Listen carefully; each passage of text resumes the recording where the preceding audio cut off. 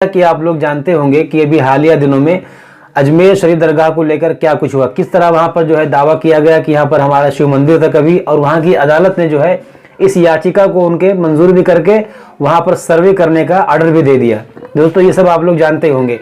अब इस पर जो है मैं आप लोगों को मुफ्ती सलमान अजहरी साहब का एक बयान सुनवाने वाला हूँ आज के इस वीडियो में, जिसमें आपने बताया है कि सरकार ख्वाजा गरीब नवाज इस हिंदुस्तान में कब आए थे और किसके कहने पर आए थे, क्या कुछ हुआ। दोस्तों आइए हम मुफ्ती सलमान अजहरी साहब का ये पूरा बयान सुनते हैं, जिनमें उन्होंने उनका पूरा वाकया बताया है। तो आइए हम बिना किसी देरी के मुफ्ती सलमान अजहरी साहब का ये पूरा बयान सुनते हैं। आपको पता है गरीब नवाज को हिंदल वली कहा जाता है।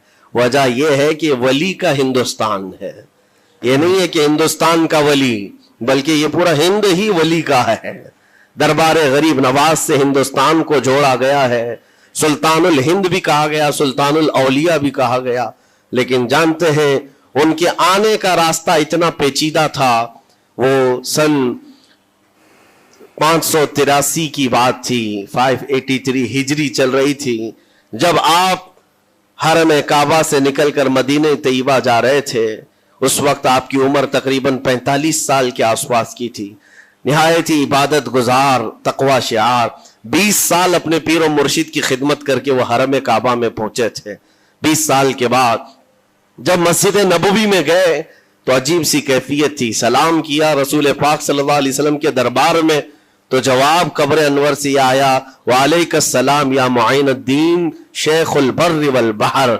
ऐ मुइनुद्दीन, तुझ पर मेरी सलामती हो, अल्लाह की सलामती हो, जो खुशकियों का भी और तरियों का भी तुझे इमाम बनाया गया है। और आवाज ये नबी करीम सल्लल्लाहु ताला अलैहि वसल्लम के दरबार से सुनने वाली आवाज थी। आप घबराए थे, थोड़ा सा सरासीनगी थी। ये हिंदुस्तान की तरफ इशारा करके मेरे आका सल्लल्लाहु ताला अलैहि वसल्लम ने फरमाया था कि तुझे हिंद की विलायत दी जाती है। उस वक्त तक सरकार गरीब नवाज को न हिंदुस्तान आना कभी हुआ था, न हिंदुस्तान के इलाकों को आपने कभी देखा था, क्योंकि सजिस्तान जो यहाँ से काफी दूर है, अफगान के करीब एक इलाका संजर, जहां पर आपकी विलादत हुई, वहां से निकल करके आप निशापुर में आबाद रहे। उसके बाद 40 साल के बाद हरम काबा और हरम मदीना में रहे। लेकिन अचानक ये बात कि तुम्हें हिंद की विलायत दी जाती है, एक ताज्जुब वाली बात है। नई जगह पर भेजा जा रहा है। आप दोबारा शाम में नबी पाक सल्लल्लाहु अलैहि वसल्लम के दरबार में हाजिर हुए और सलाम पेश करने के बाद, क्योंकि ये खुशी की बात तो सबके लिए थी कि हिंदुस्तान को अल्लाह ताला एक अजीम वली भेज रहा है, लेकिन जिसको भेजा जा रहा है वो बेकरार था, बेचैन था, क्योंकि न रास्ते पता है, न मुल्क के हालात मालूम है। बारगाह मुस्तफ़ा सल्लल्लाहु अलैहि वसल्लम में दोबारा जब हाजिरी हुई, अर्ज किया, आका आपका हुक्म, उसकी तामील के लिए बंदा हाजिर है, लेकिन न ये फकीर हिंदुस्तान के रास्ते देखा है, न वहां के हालात मालूम है। हुजूर पाक सल्लल्लाहु ताला अलैहि वसल्लम के दरबार में ये अपनी बिप्ता सुना रहे थे, दास्तान गम सुना रहे थे।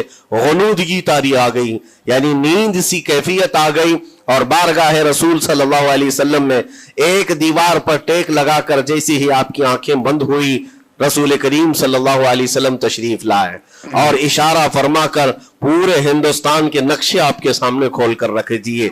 और फिर गरीब नवाज को यह बताया भी किस जगह से तुम्हें सफर करना है, कैसे तुम्हें जाना है और कहां तुम्हारा मस्कन होगा। सरकार गरीब नवाज फरमाते हैं, उस एक ख्वाब में मैंने रसूल करीम सल्लल्लाहु ताला अलैहि वसल्लम के हाथ में अजमेर के पहाड़ भी देख लिए, वहां के किले भी देख लिए थे जो मौजूद थे। और उसके बाद फिर किस बात का खौफ है, किस बात का डर है, जिन्होंने रास्ते बताए हैं वो हादी रसूल, वो हादी आलम है। नबी पाक सल्लल्लाहु अलैहि वसल्लम आए हैं पूरी कायनात को रास्ता दिखाने के लिए, और जिन्होंने गरीब नवाज को हिंद का रास्ता बताया हो, फिर डर किस बात का। जब आप बेदार होते हैं तो अपने साथ 40 कुतुब उस औलिया कराम की जमात लेकर मदीने तैयबा से सफर के लिए निकले थे।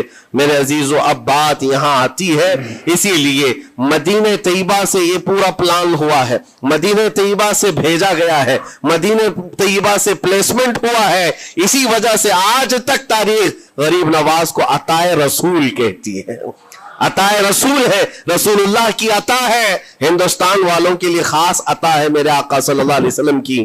جب وہ سفر کے لیے نکلے, سن 83 سے چلے تھے, تو یہاں ہندوستان پہنچتے پہنچتے آپ کو 87 یعنی 4 سال کا عرصہ لگ گیا تھا. 4 سال کے عرصے کے بعد آپ پہنچے میرے عزیزوں. نہ پلینوں کا سفر, نہ جہازوں کا سفر کہ اڑ کر کے ادھر سے ادھر آ گئے. وہ تو پیدل قافلہ نکلا تھا, درویشوں کا قافلہ تھا, اور وہاں مدینہ طیبہ سے نکل کر بغداد پہنچے. بغداد میں اولیاء کاملین کی صحبت پائی, وہاں سے پھر نیشاپور, پھر اس کے بعد ہرات, اور افغان کے علاقے ہوتے ہوئے لاہور پہنچے. لاہور میں سرکار داتا گنج بخش عالم رحمت اللہ تعالی علیہ کے دربار میں چلہ کشی فرمائی. وہاں سے دلی پہنچے. یہاں یہ پورا جو راستہ ہے 4 سال کا میرے عزیز و تاریخ میں ہے. سرکار غریب نواز جس راستے سے چلتے جاتے تھے, جو کافر یا مشرک بھی دیکھتا وہ دائرہ اسلام میں داخل ہو جاتا تھا. نور الہی, نور وحدت کا ٹکڑا آپ کی جبین اقدس پر ایسا چمکتا تھا کہ لوگ جو آتے وہ پھر آپ کی صحبت سے دور کوئی جاتا نہیں تھا. دلی میں جہاں آپ آئے, یہ ایک عجیب اتفاق ہے, اس وقت کھانڈے راؤ ایک بڑا راجہ تھا, اس کا قلعہ تھا, اس کے سامنے ہی آپ نے پڑاؤ ڈال لیا. سرکار غریب نواز رضی اللہ تعالیٰ عنہ کی یہ داستان, یہ تاریخ, وہاں پر آپ نے اپنا پڑاؤ ڈال لیا. اور ان بت پرستوں کے لیے ایک بڑا پیچیدہ مسئلہ تھا کہ ایک درویش آیا ہے. ایک بات میں آپ کو بتاؤں, یہ جو تعصب آج پھیلا ہوا, یہ زہر پھیلا ہوا, یہ آج کا نہیں ہے, یہ باپ داداؤں کے پشت میں بھی ان کے موجود رہا ہے. اسلام اور مسلمانوں کے خلاف زہر مشرکین کے دلوں میں یہ بہت پرانی چیز ہے, نئی نہیں ہے, بہت پرانی چیز ہے. تعصب دلوں کے اندر کڑھن رکھنا اور کبھی ایکسپٹ نہ کرنا, یہ سرکار غریب نواز جس دن ہند میں قدم رکھ رہے اسی دن سے آپ نے اس کو فیس کیا ہے, اسی دن سے آپ نے اس کو دیکھا ہے. اور وہاں پر کھانڈے راؤ کی جماعت نے بہت کوششیں کی کہ یہ دلی میں داخل ہوا, یہیں سے ان کو ختم کر دیا جائے, نکال دیا جائے. لیکن عجیب اتفاق یہ ہے کہ یہ جو جماعت آئی تھی سرکار غریب نواز کے ساتھ, نہ ان کے ہاتھوں میں تلوار ہے, نہ بھالے ہیں, نہ چاقو ہے, نہ چھری ہے. یہ تو گدڑیاں پہنی ہوئی درویشوں کی جماعت تھی, گدڑیاں پہنی ہوئی درویشوں کی جماعت, جو جھولے میں سوکھی روٹی رکھتے تھے اور پانی میں بھگو کر کھا لیا کرتے تھے. ان کے پاس نہ کوئی ہتھیار ہے, نہ کوئی سامان ہے, ہر سامان جنگ ہے. ان کو نکالا جائے تو کس بات سے نکالا جائے, ہمت بھی نہ ہوتی تھی. یہاں تک کہ جو آپ کو وہاں سے جانے کی بات کرنے کے لیے آتا تھا, تھوڑی دیر محفل میں بیٹھتا اور کھڑا رہتا اور کلمہ پڑھ کر پھر مشرف با اسلام ہو جاتا. دلی کے اندر ایک دن کے اندر 1000 لوگ اسلام میں داخل ہوئے تھے. سرکار غریب نواز رضی اللہ تعالیٰ عنہ نے تلوار سے اسلام میں داخل نہیں کیا ہے, نہ ہی کسی کو ڈرا دھمکا کر کے. وہ سوکھی روٹی کھانے والے کس بات سے ڈراتے لوگوں کو؟ ان کے پاس کون سا ایٹم بم تھا؟ یہاں موجود جو راجے مہاراجے تھے ان کے پاس فوج بھی تھے, ہاتھی بھی تھے, گھوڑے بھی تھے, سب کچھ تھا. لیکن آنے والا مرد قلندر کیا لے کر کے آیا تھا تاریخ میں بتایا جاتا ہے. یہ وہ زمانہ تھا جب شہاب الدین غوری ہند کے اوپر حملے کر کے یہاں پر آنے کی کئی مرتبہ کوشش کیا. یہ افغان کا بادشاہ تھا شہاب الدین غوری, جب ہندوستان پر کئی مرتبہ حملے کر کے ناکام لوٹ رہا تھا, بیچ راستے میں ان فقیروں کی جماعت سے بادشاہ کی جماعت کی ملاقات ہو گئی. سپاہی جا رہے تھے شکست کھا کر, اور یہ درویشوں کا قافلہ ادھر آ رہا تھا. دیکھا پہچانی سی صورتیں لگتی ہیں. جا کر کے ایک سپاہی نے پوچھا, بابا آپ لوگ کہاں جا رہے ہیں؟ تو بابا جو جماعت میں آ رہے تھے انہوں نے کہا ہندوستان فتح کرنے جا رہے ہیں. بڑی بات ہے, گدڑیاں پہنے ہوئے, پیون لگے کپڑے ہیں, جھولیاں لٹکائے ہیں. اور اس نے دیکھ کر کے کہا مارا سپاہی نے, کہا یہ دیکھتے ہو ہمارے بادشاہ کی فوج ہے, اس میں ہاتھی گھوڑوں کی تعداد دیکھو, ذرا سامان جنگ تو دیکھو, اس میں نیزے تلواروں کی چھنک تو دیکھو, اور آپ یہ چند فقیروں کی جماعت لے کر ہند فتح کرنے کی بات کر رہے ہیں. تب سرکار غریب نواز کے کانوں میں آواز آئی تو آپ نے کہا اس سے کہہ دو فرق یہی ہے, تم جب لڑنے کے لیے جاتے ہو تو یہی ہاتھی گھوڑے اور تلواروں کے بھروسے جاتے ہو, معین الدین صرف اللہ اور اس کے رسول کے بھروسے جا رہا ہے. ہمارے پاس جو طاقت ہے وہ اللہ اور اس کے رسول کے ساتھ ہونے کی طاقت ہے. آج کے زمانے میں غریب نواز کا یہ جملہ ہمارا حوصلہ بڑھا دیتا ہے. کوئی ہو یا نہ ہو اللہ ہمارے ساتھ ہے, اللہ ہمارے ساتھ ہے. حالات جتنے بھی بدلتے جائیں لیکن میرے عزیزو اللہ حی و قیوم ہر چیز کو دیکھ رہا ہے, اس سے کوئی چیز غافل نہیں ہے. بعض لوگوں نے یہ شوشے چھوڑنا شروع کر دیے کہ اب ان کا مستقبل کیا ہوگا, اب ان کا فیوچر کیا ہوگا, نئی حکومتیں آئیں گی, نیا نظام آئے گا, اب تمہاری نہ مسجدوں کی خیر ہے, نہ میناروں سے آواز آئے گی, نہ تمہاری اذانوں کا اور نہ ہی تمہارے نمازوں کا کچھ فیوچر ہے. یہ سب باتیں ان لوگوں کے ذریعے سے آ رہی ہے جو کسی کے فضلہ خار ہیں یا کسی کے الیکشن کے پیسے کھائے ہوئے لوگ ہیں. میں کہتا ہوں جو سچا مومن ہے وہ اس بات پر عہد کرتا ہے کربلا کی سرزمین پر بھی اذان کی آواز بند نہ ہو سکی تھی, جہاں بہتا خون بھی بتا رہا تھا اسلام زندہ ہوتا ہے ہر کربلا کے بعد.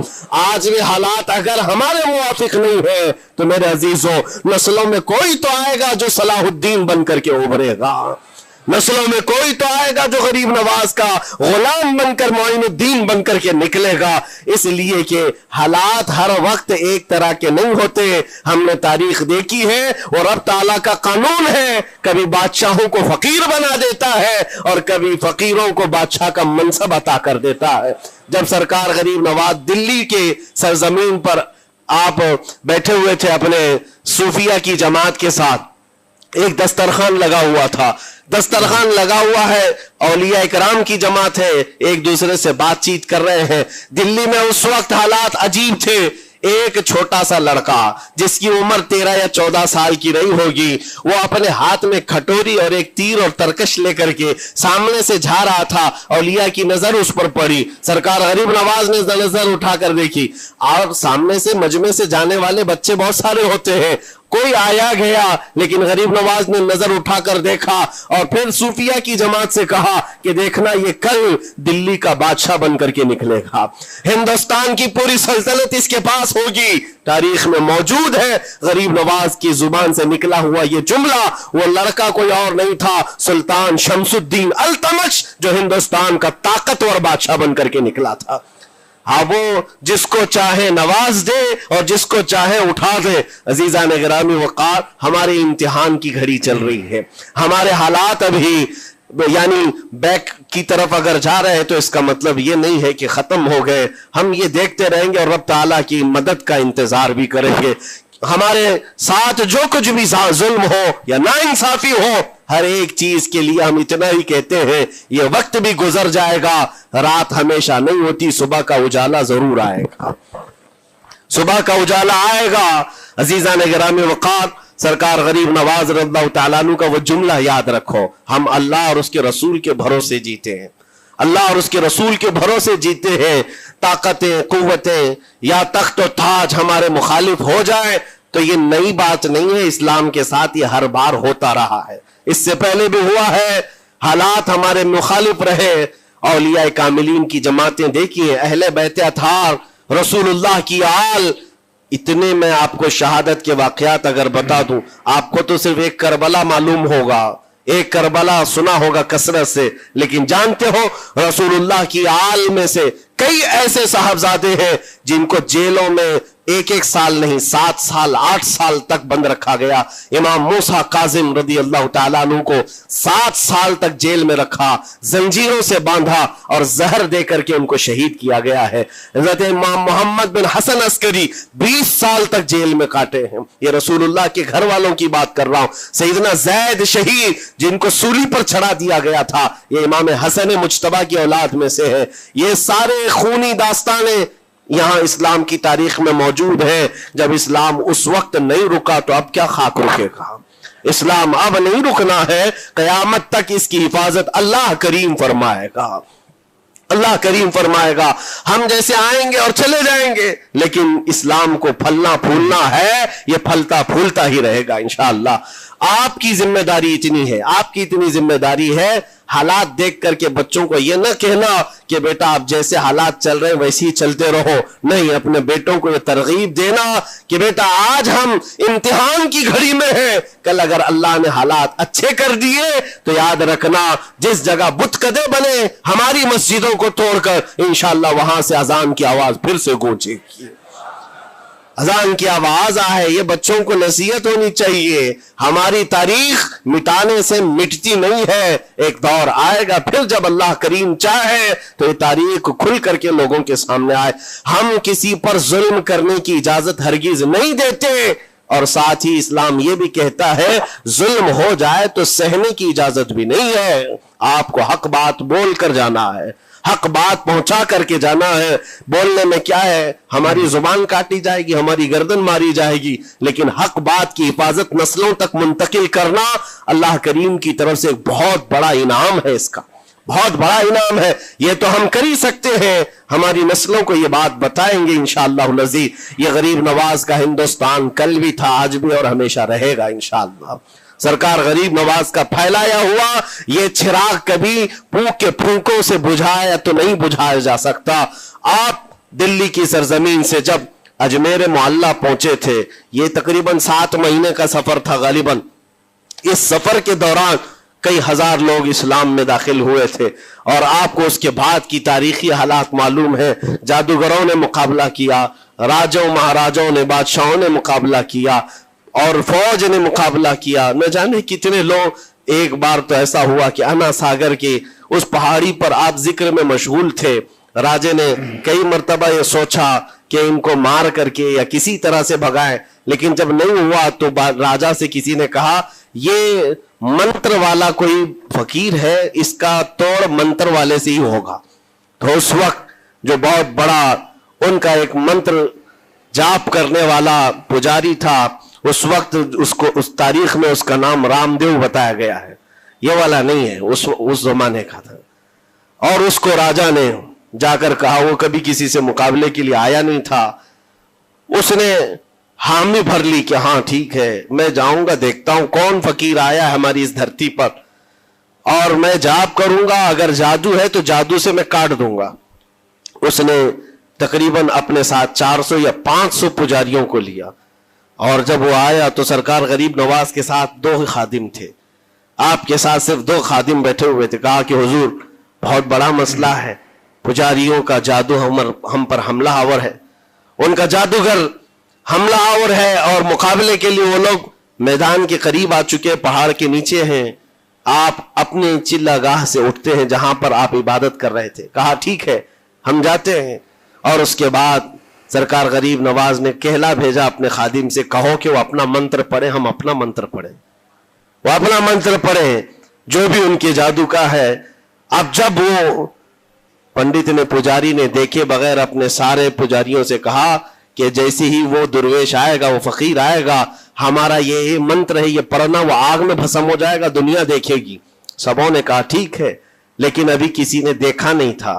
لیکن جیسے ہی وہ اپنی جھوپڑی سے یہ مرد قلندر جلوہ رسول لے کر کے نکلا تھا, جمال رسول لے کر نکلا تھا. بیٹا ہے کس کا؟ حسن و حسین کا بیٹا ہے, فاطمہ زہرا کا بیٹا ہے. جیسے ہی باہر آئے, وہ منتر جو سکھایا گیا تھا سب کے قریب قریب آئے. 400 لوگوں نے وہ غریب نواز کی پیشانی کو دیکھ کر منتر پڑھنا شروع کیا. اور منتر کیا تھا ان کی زبان سے؟ لا الہ الا اللہ, لا الہ الا اللہ, لا الہ الا اللہ. لوگوں نے کہا یہ ادھر کیسے آ گیا کلمہ؟ اور جا کر اس رام دیو سے کہا گیا, اس نے کہا کہ یہ 400 کے 400 لوگ تو کوئی اور ہی کلمہ پڑھ رہے ہیں, کوئی اور ہی کلمہ پڑھ رہے ہیں. وہ اتر کر کے آیا ہاتھی کے کجاوے سے نیچے, اور سرکار غریب نواز کو دیکھا تو اس نے کہا یہ جھوٹ نہیں کہہ رہے, میں بھی وہی پڑھتا ہوں جو یہ پڑھ رہے ہیں. آپ کو تاریخ میں پتا ہو کہ اس کا نام سرکار غریب نواز نے شادی دیو رکھا اور اپنے مریدین میں شامل فرمایا, اور زندگی بھر سرکار غریب نواز کے خلفاء میں اور آپ کے خادموں میں شامل رہا.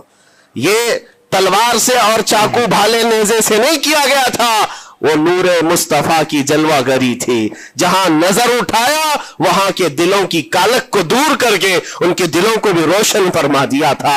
आज हम भी यही तमन्ना करते हैं, अजमेर इसीलिए जाते हैं कि एक नजर हम गरीबों पर पड़ जाए और दिल का कालक और दिल की कालक निकल जाए और फिर दिल चमकने लग जाए, क्योंकि अल्लाह के वलियों की नजर जहां पड़ती है वह जगह भी रोशन और ताबनाक हो जाया करती है। मौला करीम सरकार गरीब नवाज की निस्बतें जिंदगी भर हमारे साथ कायम व दायम रखे और फिर अपनी नस्लों को भी अल्लाह ताला उनकी गुलामी में शामिल रखे। अजमेर हम जा ना सके लेकिन यहां से हम ये इल्तिजा करेंगे गरीब नवाज के दरबार में, ख्वाजा हिंद वो दरबार है आला तेरा, कभी महरूम नहीं मांगने वाला तेरा। तेरे दर की ये करामत देखी है बारहा, तेरे दर की बारहा ये करामत देखी है, गरीब आए और हो गए गरीब नवाज। व आखिर दावाना अनिल हम्दुलिल्लाहि रब्बिल आलमीन। अस्सलाम वालेकुम।